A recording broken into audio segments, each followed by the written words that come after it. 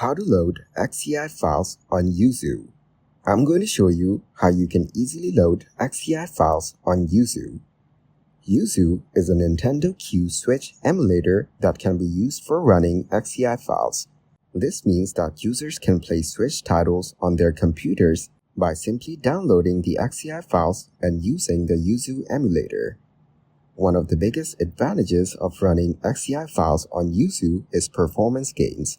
The emulator has been specifically designed to maximize performance when playing Switch titles.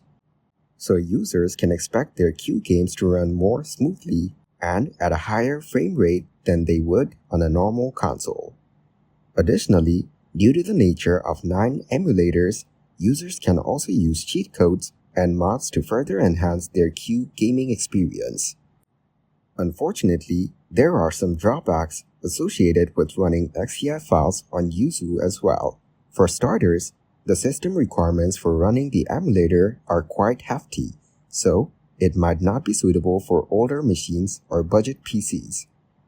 Additionally, due to its niche nature, certain software may not be compatible with Yuzu at all, meaning that certain features or functions may not work as expected. Getting started with XCI files on Yuzu is relatively straightforward. First, you will need to install the Q emulator from the official website. Once installed, you can configure and set up your Q game files by connecting them via USB or other external storage device and following the instructions in the YMCH setup menu. To get the most out of your experience with XCI files on Yuzu, here are some tips and tricks you can use to improve performance. Adjusting graphics settings such as resolution and anti-aliasing can help improve performance while also making games look better.